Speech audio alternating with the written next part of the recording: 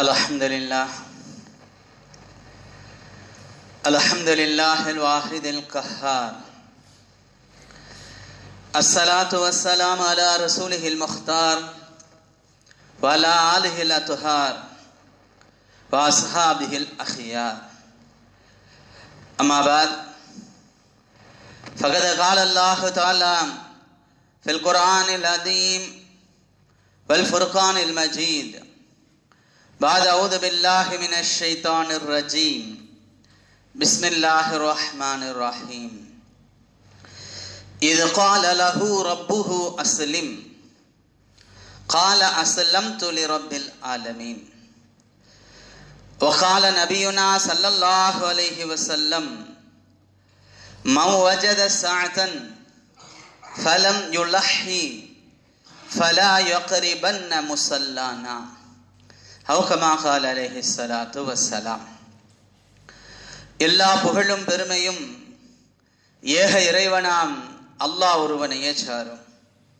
சலாத்தும் சலாமும் அன்னலம் பெருமானார் முஹம்மது நபி ஸல்லல்லாஹு அலைஹி வஸல்லம் அவர்களின் மீதும் அவர்களை பின்பற்றி வழிவந்த உத்தம சத்திய சஹாபாக்கள், சஹாபிய பெண்மணிகள், தாபிகள், தபா தாபிகள், குறிப்பாக இந்த ஜும்மாவுடைய தொழுகையை நிறைவு செய்வதற்காக முன்னமே வருகை தந்து அமர்ந்திருக்கின்ற நம் அனைவர்களின் மீதும், நம்மை பெற்றெடுத்த பெற்றோர்கள், நாம் பெற்றெடுத்த பிள்ளை செல்வங்கள், நம் உற்றார் உறவினர்கள், நம்முடன் பிறந்த சகோதர சகோதரிகள், உலகத்தில் உண்டான அத்துணை முஸ்லிமான ஆண் பெண் அனைவர்களின் மீதும் அல்லாஹு தஆலாவுடைய சலாத்தும் சலாமும் அன்பும் அருளும் என்றென்றும் நிலவட்டுமாக.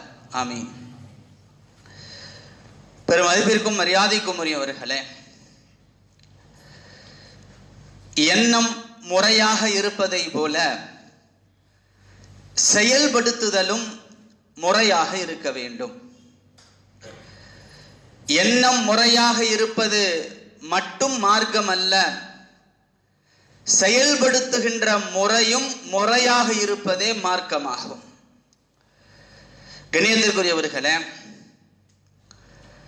வருகின்ற திங்கட்கிழமை ஈதுல் அல்ஹா, ஹஜ் பெருநாள் நம்மை முன்னோக்கி இருக்கிறது. ஹஜ் பெருநாள் என்று செய்ய வேண்டிய மிக முக்கியமான அமல், ஹஜ் பெருநாள் என்று செய்ய வேண்டிய மிக உயரிய அமல், ஹஜ் பெருநாள் என்று செய்கின்ற அமல்களிலேயே அல்லாஹ்வுக்கு மிக விருப்பமான அமல் குர்பானி கொடுப்பது. வசதி வாய்ப்புகள் இருந்தால், ஒருவருக்கு வசதி இருக்கிறது, கடுமையான வசதி, மிக பெரும் வசதி, அவர் என்ன நினைக்கிறார்? அனைவரும் குர்பானி கொடுக்கிறார்கள், குர்பானி கொடுக்கின்ற அந்த கரியை ஏழைகளுக்கு பங்கிட்டு கொடுக்கிறார்கள், நாமும் அவைகளையே செய்து ஏழைகளுக்கு கொண்டு போய் கொடுப்பதின் காரணமாக அவர்களுக்கு மிதமிஞ்சிய கரிகள் கிடைத்து விடுகிறதே. எனவே நாம் குர்பானி கொடுப்பதற்கு பகரமாக பணம் காசுகளை அந்த ஏழைகளுக்கு கொடுத்தால் என்ன என்று ஒருவர் எண்ணுகிறார். கண்ணியத்திற்குரியவர்களே, அவருடைய எண்ணம் சரியானதுதான், அவர் ஒன்றும் தவறாக எண்ணவில்லை. எல்லாரும் கறி கொடுக்கிறாங்க, ஏழைகளுக்கு எல்லாரும் கொண்டு போய் கறியை கொடுத்தா அந்த கறி அவர்களுக்கு மிதமிஞ்சி தானே போய்விடுகிறது. எனவே அவர்களுக்கு செலவுகளுக்காக நம்ம கறியை கொடுக்காம பணமாக கொடுத்து விட்டால், அதுவும் நான் யாருக்கெல்லாம் கறி கொடுக்க நினைக்கிறோனா அவர்களுக்கெல்லாம் ஒரு லட்சம் கொடுக்கலாம் என்று எண்ணுகிறேன் என்று ஒருவர் நினைக்கிறார். கண்ணியத்திற்குரியவர்களே, அவருடைய எண்ணம் ஒரு வகையிலே சரிதான், ஆனால் அதை செயல்படுத்துவாரே ஆனால் அது மிக பெரும் குற்றமாகும். கண்ணியத்திற்குரியவர்களே, அது நபிகளாருடைய வழிமுறைக்கும் மாற்றமாகும், அது மார்க்கத்திற்கும் முரணாகும். கண்ணியத்திற்குரியவர்களே, எந்த நாளில் என்ன செய்ய வேண்டும் என்று மார்க்கம் சொல்லி இருக்கிறதோ அவைகளை மட்டும்தான் செய்ய வேண்டும். அவைகள் தான் அமலாக, அவைகள் தான் இபாதத்தாக கணக்கிலே எடுத்துக் கொள்ளப்படும். கண்ணியத்திற்குரியவர்களே, இன்றைய காலகட்டத்தில் நிறைய யோசிக்கிறேன் என்கின்ற பெயரில் நிறைய பேர்களுக்கு இது போன்ற சிந்தனைகள் வந்து கொண்டிருக்கிறது. சமீபத்திலே கூட ஒரு பதிவு, என்னுடைய குர்பானி கரியினுடைய குர்பானி ஆட்டினுடைய அந்த பணத்தை நான் குர்பானி கொடுக்காமல், இன்ன மனிதர் இறந்து விட்டால் அவர் கடனோடு இறந்திருக்கிறார், அவருடைய கடனை அடைப்பதற்காக நான் கொடுக்கிறேன், நீங்களும் அதற்கு தயாரா என்று ஒருவர் கேட்டிருக்கிறார். கண்ணியத்திற்குரியவர்களே, மிக தவறுதலான ஒரு விஷயம். குர்பானி கொடுப்பதுதான் நபியினுடைய வழிமுறை. அன்றைய தினத்திலே வசதி உள்ளவர்களுக்கு குர்பானி கொடுப்பதுதான் கடமை. பணம் இருக்கிறது என்பதற்காக குர்பானியை தவிர்த்து அந்த பணத்தை வேறொன்றிற்காக நான் செலவழிப்பேன், வேறு முறையிலே செலவழிப்பேன் என்று எண்ணுவது தண்டனைக்குரிய குற்றம்.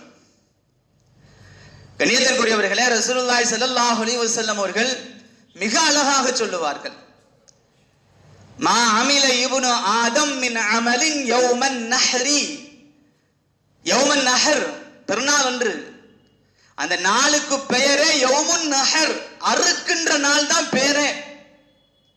யௌமுல் அல்ஹா, அத குர்பானி கொடுக்கின்ற நாள் என்றுதான் அதற்கு பெயரே. நபிகளார் சொல்லுகிறார்கள், யௌமுன் நஹர் என்று, குர்பானி பிராணிகளை அறுக்கின்ற அந்த நாள் என்று, மின் இஹ்ராகித்தம், இரத்தத்தை ஓட்டுவதை விட அல்லாஹ்வுக்கு மிக பிரியமான அமல் எதுவுமே இல்லை. கண்ணியத்திற்குரியவர்களே, ரசூலுல்லாஹி ஸல்லல்லாஹு அலைஹி வஸல்லம் அவர்கள் 1400 ஆண்டுகளுக்கு முன்னால் சொல்லிய ஒரு வார்த்தை, இப்படியெல்லாம் சிந்தனைவாதிகள் பின்னால் வருவார்கள் என்று நினைத்துதான் மிகச் சரியாகவே சொல்லி வைத்திருக்கிறார்கள். பின்னால் ஒரு காலம் வரும், அவர்கள் இஷ்டத்துக்கு சிந்திப்பாங்க, அவங்க இஷ்டத்துக்கு யோசிப்பாங்க. குர்பானி அறுப்பதற்கு பதிலாக பணங்காசுகளை ஏழைகளுக்கு கொடுத்தால் என்ன என்று லாஜிக் பார்ப்பார்கள், யோசிப்பார்கள், சிந்திப்பார்கள், மார்க்கத்திற்கு முரணாக யோசிப்பார்கள், நபிகளாருடைய வழிமுறைக்கு முரணாக சிந்திப்பார்கள் என்று தெரிந்த நபிகளார் சொல்லி இருக்கிறார்கள், மின் இஹ்ராகித்தம், இரத்தத்தை ஓட்டுவதை விட அன்றைய நாளிலே வேறு எந்த அமலும் அல்லாஹ்வுக்கு மிக பிரியமானதாக இல்லை. பர்ரா இப்னு ஆசிம் ரலியல்லாஹு தஆலா அன்ஹு சொல்லுவார்கள், புகாரிலே இந்த ஹதீஸ் பதிவு செய்யப்பட்டிருக்கிறது, நபி ஸல்லல்லாஹு அலைஹி வஸல்லம் அவர்கள் ஈதுல் அல்ஹா, ஹஜ் பெருநாள் என்று நபிகளார் தொழுது விட்டு எங்களுக்கு குதுபா பிரசங்கம் செய்தார்கள். அந்த பிரசங்கத்திலே சொன்னார்கள், நாம் இன்றைய நாளை தொழுகையோடு ஆரம்பித்திருக்கிறோம், பிறகு வீட்டிற்கு திரும்பி நாம் குர்பானி கொடுக்க இருக்கிறோம். யார் இந்த முறையிலே செய்கிறார்களோ அவர்கள் நம்முடைய சுன்னத்தை பெற்றுக் கொண்டார்கள். முதல்ல பெருநாள் தொழுகை தொழுகணும், பிறகு வீட்டிற்கு வரணும், குர்பானி கொடுக்கணும். யார் இந்த முறை அல்லாத முறையிலே செயல்படுகிறார்களோ அவர்கள் குர்பானி என்கின்ற நன்மையை அடைந்து கொள்ள மாட்டார்கள். ஒருவர் தொழுகைக்கு முன்னால் குர்பானி கொடுத்து விட்டால் அந்த குர்பானி குர்பானியாக கருதப்படாது. அபூ புர்தா ரலியல்லாஹு தஆலா அன்ஹு நபிகளாரிடத்தில் இந்த நபிகளார் இந்த வார்த்தையை சொன்னதற்கு பிறகு கேட்டார்கள், யா ரசூலல்லாஹ், நான் எனக்கு தெரியும் என்று குர்பானி அறுக்க வேண்டும் என்று, அதுபோக எனக்கு தெரியும் என்று மகிழ்ச்சியாக இருக்க வேண்டும் என்று, எனவே நான் முதலாக என்னுடைய ஆட்டை அறுத்துவிட வேண்டும் என்று எண்ணி நான் தொழுகை வருவதற்கு முன்பதாகவே ஆட்டை அறுத்து அவைகளை சமைத்து என் குடும்பத்தோடு சாப்பிட்டு விட்டு தொலை வந்திருக்கிறேனே என்று நபிகளாரிடத்தில் சொன்ன பொழுது நபி ஸல்லல்லாஹு அலைஹி வஸல்லம் அவர்கள் சொன்னார்கள், நீ அறுத்த ஆடு நீ சாப்பிடுவதற்கு கறிக்காக அறுத்த ஆடு, அது குர்பானிக்காக அறுத்த ஆடு அல்ல, எனவே நீ குர்பானிக்காக மீண்டும் அறுக்க வேண்டும். கண்ணியத்திற்குரியவர்களே, குர்பானி அறுப்பது என்பது அல்ல அல்லாஹ் பார்ப்பது, நீங்கள் அதை எப்பொழுது எப்படி கொடுக்கிறீர்கள் என்பதுதான் அல்லாஹ் பார்ப்பது. குர்பானி கொடுக்கணும், சரி, அது தொழுகைக்கு முன்னால் கொடுத்துட்டா என்ன? இல்லை, அது நபி வழி அல்ல, அது ரசூலுல்லாஹி ஸல்லல்லாஹு அலைஹி வஸல்லம் உடைய சுன்னத் அல்ல, நபிகளார் காட்டி தந்த வழிமுறை அல்ல. கண்ணியத்திற்குரியவர்களே, ஹஜ் பெருநாள் என்று குர்பானியை அறுக்க வேண்டும், அதுவும் நபிகளார் எப்பொழுது அறுக்க சொல்லி இருக்கிறார்களோ அப்பொழுதுதான் அறுக்கணும். அதுதான் அதனுடைய சரியான முறை. ரசூலுல்லாஹி ஸல்லல்லாஹு அலைஹி வஸல்லம் அவர்கள் அபூ புர்தாவிடத்திலே உன்னுடைய எண்ணம் சரியானது, ஃபர்ஸ்ட் உன்னுடைய ஆடு தான் அறுக்கப்பட வேண்டும் என்று நீ அறுத்து விட்டாய், உன்னுடைய குடும்பத்தோடு மகிழ்ச்சியாக சாப்பிட்டு விட்டு வந்திருக்கிறாய், நீ செஞ்சது சரிதான் பாராட்டல, நீ அடுத்ததே வேஸ்ட்ன்ட்டாங்க சுருக்கமா. அது குர்பானியே இல்ல, அது அமலே இல்ல, நீ உன்னுடைய குடும்பம் சாப்பிடுவதற்காக அறுத்த கறி, அது குர்பானி பிராணியுடைய கறி அல்ல என ரசூலுல்லாஹி ஸல்லல்லாஹு அலைஹி வஸல்லம் அவர்கள் தெளிவுபடுத்தி இருக்கிறார்கள். அப்துல்லாஹ் இப்னு உமர் ரலியல்லாஹு தஆலா அன்ஹு இடத்துல ஒரு மனிதர் வருகிறார். வந்து அப்துல்லாஹ் இப்னு உமர் ரலியல்லாஹு தஆலா அன்ஹு அவர்களே, வாஜிபத்துன் ஹிய, குர்பானி கொடுப்பது கடமையான்னு கேட்கிறார். வாஜிபத்துன் ஹிய, குர்பானி கொடுக்கணுமா, கண்டிப்பா கொடுத்தே ஆகணுமா குர்பானிய? அப்துல்லாஹ் இப்னு உமர் ரலியல்லாஹு தஆலா சொன்னார்கள், லஹன் நபியு வல் முஸ்லிமூன், நபி ஸல்லல்லாஹு அலைஹி வஸல்லம் அவர்கள் குர்பானி கொடுத்திருக்கிறார்கள், அத்துணை முஸ்லிம்களும் குர்பானி கொடுத்திருக்கிறார்கள். அதுக்கு இதுதான் பதில், ரசூலுல்லாஹ் செஞ்சிருக்காங்க, கண்டிப்பா செய்யணும். அந்த மனிதர் திரும்பவும் கேட்கிறார், வாஜிபத்துன் ஹிய, குர்பானி கொடுக்கணுமா? கணேசருக்குரியவர்களே, அப்துல்லாஹ் இப்னு உமர் ரலியல்லாஹு தஆலா அன்ஹு, தாக்கிலு, உனக்கு அறிவில்லை கேட்டாங்க. திரும்ப உனக்கு வழங்கல, நான் என்ன சொல்றேன், லஹா ரசூலுல்லாஹி ஸல்லல்லாஹு அலைஹி வஸல்லம், ரசூலுல்லாஹ் குர்பானி கொடுத்திருக்காங்க, அவ்வளவுதான், கொடுத்துட்டு போயிட்டே இரு. இதுக்கு போய் எதிர் கேள்வி கேட்கிற, இதுக்கு போய் நீ விதண்டாவாதம் பண்ற, இதுக்கு போய் நீ வாதம் பண்ற, கேள்வியே தவறு, வாதமே தவறு. ரசூலுல்லாஹி ஸல்லல்லாஹு அலைஹி வஸல்லம் அவர்கள் தன்னுடைய வாழ்நாள் முழுவதும் கொடுத்திருக்கிறார்களா, கொடுத்துட்டு போயிட்டே இருக்க வேண்டியதான். இதுல கேள்வி கேட்கறதுக்கெல்லாம் வேலையே இல்லை. இதுல மாற்று கருத்துகளுக்கும் மாற்று சிந்தனைகளுக்கும் மாற்று யோசனைகளுக்கு எந்த விதமான வேலையும் இல்லை. ஹஜ் பெருநாள் என்று குர்பானி கொடுத்தே ஆகணும் வசதி இருந்தா. இத வசதி இருந்து நான் வேறொன்றை சிந்திக்கிறேன் யோசிக்கிறேன் என்பது முட்டாள்தனம், மடத்தனம், நபிகளாருடைய சுன்னத்திற்கு மாற்றமான ஒன்று. ரசூலுல்லாஹி ஸல்லல்லாஹு அலைஹி வஸல்லம் அவர்கள் மிக அழகாக சொல்லுவார்கள், மன் வஜத சஅத்தன், யார் வசதி இருந்தும், வசதியை ஒருவர் பெற்றிருக்கிறார், ஃபலம் யுலஹி, அவர் குர்பானி கொடுக்கல. கண்ணியத்திற்குரியவர்களே, இத்தனை நாட்களாக இந்த ஹதீஸுக்கு நாம இப்படி சொல்லிக் கொண்டிருந்தோம், மன் வஜத சஹத்தன் ஃபலம் யுலஹி, யார் வசதி இருந்தும் குர்பானி கொடுக்கவில்லையோ, ஃபலா யக்ரிபன்ன முஸல்லானா, நம்முடைய தொழுமிடத்திற்கு அவர்கள் வர வேண்டாம். அவர் முஸ்லிமே இல்ல அப்படின்னு அர்த்தம். அதுக்கு ஃபலா யக்ரிபன்ன முஸல்லானாண்டா ஈத்காவுக்கு வர வேண்டாம், தொழுமிடத்திற்கு வர வேண்டாம்னா முஸ்லிமின் மீது பெருநாள் தொழுகை கடமை. ஒருத்தர் ரசூலுல்லாஹ் வர வேணாம்னு சொல்றாங்கன்னா அவர் முஸ்லிம் இல்லைன்னு அர்த்தம். அப்ப வசதி இருந்தும் யார் குர்பானி கொடுக்கலையோ அவர் தொழுமிடத்திற்கு வர வேண்டாம் அப்படிங்கிற அந்த ஹதீஸ்ல மௌவதத சாத்தன், யாருக்கு வசதி எல்லாம் இருந்து அவர் ஃபலம் யுலஹி, குர்பானி கொடுக்கல, மற்ற காரியங்கள் செய்யணும்னு ஆசைப்படுறார். கண்ணியத்திற்குரியவர்களே, நபிகளாருடைய வார்த்தைக்குள்ளாக எவ்வளவு அர்த்தங்கள். வசதி இருக்கு ஆனா குர்பானி கொடுக்கணும்னு அவர் விருப்பப்படல. ஃபலம் யுலஹி, நான் இதை தான தர்மம் செய்யறேன், ஏழைகளுக்கு பிரிச்சு கொடுக்க போறேன் லட்ச லட்சமா, ஃபலா யக்ரிபன்ன அவருக்கும் அதே சட்டம் தான், அவரும் தொழுகை இடத்திற்கு வர வேண்டாம். ஏனென்றால் பெருநாள் என்று கொடுக்க வேண்டிய முக்கியமான செயலே குர்பானி தான். அதை விட்டு நீங்கள் கோடிக்கணக்கான ரூபாய்களை அன்று நீங்கள் செலவு செய்தாலும் அது குர்பானிக்கு ஈடாகாது. கணேசருக்குரியவர்களே, சுருக்கமாக இப்படி விளங்கிக் கொள்ளலாம், அல்லாஹ்வும் ரசூலும் என்ன சொல்கிறார்களோ அதை அப்படியே கேட்கணும், அதை அப்படியே செயல்படுத்தணும், சொல்வதை செய்வது, இதுதான் குர்பானியுடைய மிக பெரும் தாத்பரியம். அல்லாஹு தஆலா ஒரு ஆட்டை வசதி இருந்தா அறுக்க சொல்றானா, அறுத்தணும். என்னைக்கு? ஹஜ் பெருநாள் என்று, அடுத்த 2 நாட்கள் சேர்த்து. எப்பொழுதுல இருந்து அறுக்கணும்? தொழுகை வந்ததுக்கு பிறகு இருந்து அறுக்கணும், அவ்வளவுதான். கணியத்திற்குரியவர்களே, நபி இப்ராஹிம் அலைஹிஸ்ஸலாத்து வஸ்ஸலாம் அவர்கள் இப்படித்தான் இருந்தார்கள். இது கால லஹு ரப்புஹு அஸ்லிம், அல்லாஹ் கட்டுப்படுன்னு சொல்லிட்டா அஸ்லம் தூ, நான் கட்டுப்பட்டு விட்டேன் என்பார்கள். நபி இப்ராஹிம் அலைஹிஸ்ஸலாத்து வஸ்ஸலாம் இடத்துல இப்படிப்பட்ட உயர்வான ஒரு குணம் இருந்தது. என்ன, ஏது, எதற்கு, எப்படி, எவ்வளவு, எங்க, எந்த கேள்வியும் இப்ராஹிம் அலைஹிஸ்ஸலாம் இடத்துல இருக்காது. அல்லாஹ் உன செய்யின்னு சொல்லிட்டானா செஞ்சிருவான், கட்டுப்படுன்னா கட்டுப்பட்டுருவான். கால அஸ்லம் தூ, லிரப்பில் ஆலமீன். அகிலத்தார்களின் இரட்சகனுக்கு நான் அடிபணிந்து விட்டேன், நான் சரணடைந்து விட்டேன், நான் பணிந்து விட்டேன், நான் கேட்டு விட்டேன். அவ்வளவுதான் உங்களுடைய பதில். இதுல எந்த விதமான கேள்வியும் இருக்காது. கண்ணியத்திற்குரியவர்களே, நபி இப்ராஹிம் அலைஹிஸ்ஸலாம் இப்படி சொல்கிறார்களே, வெறும் வார்த்தைகளா அது, இல்லை செயல்படுத்தி காட்டுவார்களா என்பதை அல்லாஹ்வும் சோதிக்கணும், இந்த சமூகத்திற்கும் சொல்லணும். நபி இப்ராஹிம் அலைஹிஸ்ஸலாத்து வஸ்ஸலாம் அவர்கள் சொல்வதை செய்வார்கள், எந்த விதமான கேள்வி கேட்க மாட்டாங்க அப்படிங்கிறத அல்லாஹ்வும் சோதிச்சு பார்க்கணும், இந்த ஒட்டுமொத்த உலகத்திற்கும் சொல்லணும். அவர்கள் அப்படித்தான். அதனால்தான் தன்னுடைய அருமை மகன் இஸ்மாயில் அலைஹிஸ்ஸலாம் அவர்களை அறுக்கும்படி அல்லாஹ் கட்டளையிடுகிறான். நீண்ட காலங்கள் தவம் இருந்து குழந்தையே இல்லாம ஆசை ஆசையாய் பெற்ற ஆண் குழந்தை அல்லாஹ் தஆலா கனவுல காட்டுறான் அறுக்கும்படி. நபிமார்களுடைய கனவுகள் வஹி செஞ்சாகணும். நாம காண்கிற கனவுகளுக்கும் நபிமார்கள் காண்கிற கனவுகளுக்கும் வித்தியாசம் இருக்கிறது. நபிமார்கள் காண்கிற கனவு வஹி, அதை செயல்படுத்தணும். கண்ணியத்திற்குரியவர்களே, அல்லாஹ் தஆலா கனவிலே தன்னுடைய மகன் இஸ்மாயிலை அறுப்பதை போன்று காண்கிறார்கள் இப்ராஹிம் அலைஹிஸ்ஸலாம் அவர்கள். அல்லாஹ் காட்டுகிறான்.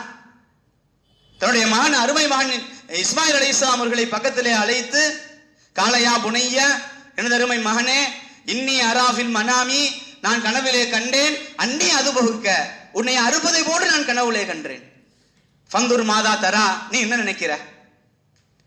என் அருமை மகனே, உன்னை அறுப்பதை போன்று நான் கனவிலே கண்டேன், நீ என்ன நினைக்கிறாய்? ஃபந்துர் மாதா தரா. அருமை மகன் இஸ்மாயில் அலைஹிஸ்ஸலாமுடைய வாயிலிருந்து வந்த வார்த்தை, காலையா பத்திஃப் அல் மா துமர், உங்களுக்கு என்ன ஏவப்பட்டிருக்கிறதோ அப்படியே செய்யுங்கள் தந்தை. உங்களுக்கு என்ன ஏவப்பட்டு இருக்கிறது? என்னை அறுக்கும்படி உங்களுக்கு ஏவப்பட்டு இருக்கிறதா? அப்படியே செய்து விடுங்கள். யா பத்திஃப் அல் மா துமர், அருமையான வார்த்தை. எந்த விதமான கேள்வியும் இல்லை இஸ்மாயில் அலைஹிஸ்ஸலாம் இடத்திலையும். பெத்த தகப்பனாயா நீ, நம்மள அண்ணா கேட்போமா இல்லையா? மகனை அறுக்கணும்னு கொஞ்சம் கூட இரக்கம் இல்லாமல் பேசுகிறாயே, கேட்போமா இல்லையா? அப்படியான எந்த வார்த்தைகளும் இஸ்மாயில் அலைஹிஸ்ஸலாம் இடத்திலிருந்து வரவில்லை. யா பத்திஃப் அல் மா துமர், என்ன ஏவப்பட்டிருக்கிறதோ செஞ்சிருங்க. சதஜிதுனி இன்ஷாஅல்லாஹு மினஸ் சாபிரீன், என்னை பொறுமையாளர்கள் நீங்கள் பெற்றுக்கொள்வீர்கள். சரி, நான் அப்படி சொல்லிட்டேனே, நான் நீங்க அறுக்க போகும்போது கத்தி கூச்ச போடுவேன்னு நினைக்காதீங்க.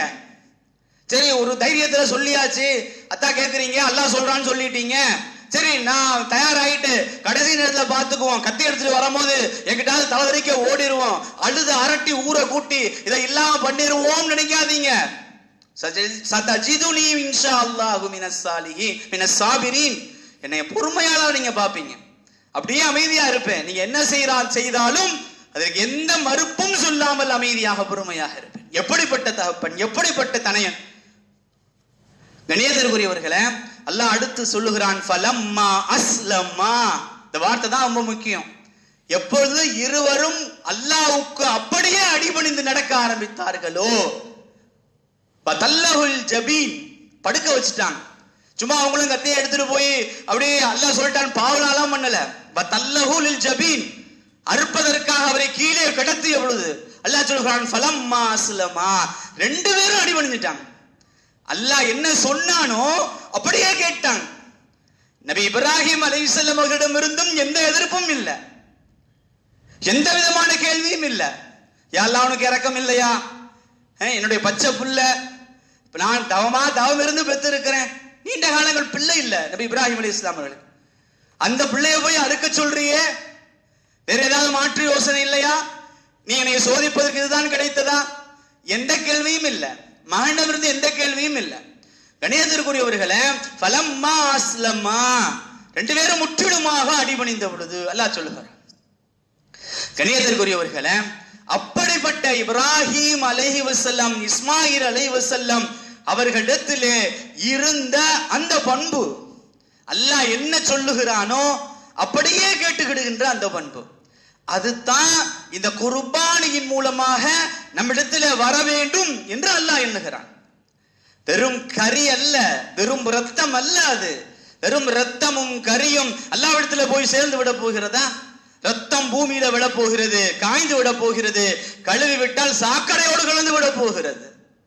கரி கண்ணியத்திற்குரியவர்களே, மனிதனுடைய வயிற்றுக்குள் சென்று மலமாக வெளியாகிவிட போகிறது. அந்த கரியும் அந்த ரத்தம் என்ன செய்து விட போகிறது? அதைத்தான் அல்லாஹ் இன்னும் தெளிவா சொல்லுகிறான், லை யனாலல்லாஹு லுஹூமுஹா வலா திமாவுஹா. உங்களுடைய ரத்தமும் உங்களுடைய கரியும் அல்லாஹ்வை சென்று அடைவதே கிடையாது.